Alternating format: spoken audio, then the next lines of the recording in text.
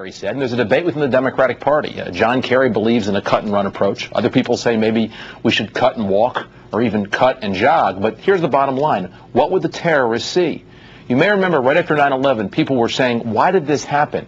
And people look back, and there was an interview that ABC did with Osama bin Laden, and he cited what we did in Beirut and what we did in Somalia as part of the reasons they attacked America. Because what they took when we withdrew after we were attacked as examples of American weakness.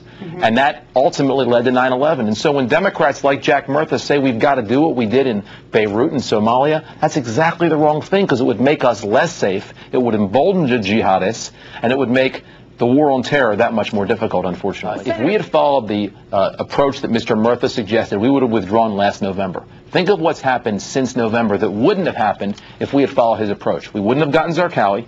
40,000 troops, Iraqi troops, would not have been trained. The government probably would not have been formed. Would the election have been held? That's all happened since then. We got 200 people in the last few days just since they've gotten Mr. Zarqawi. We have a treasure trove of intelligence and information.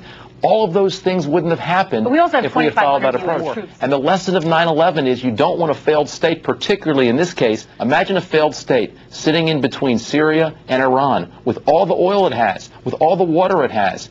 It would be the worst thing we could have in this war on terror, and it would encourage the jihadists. That's the lesson of 9/11.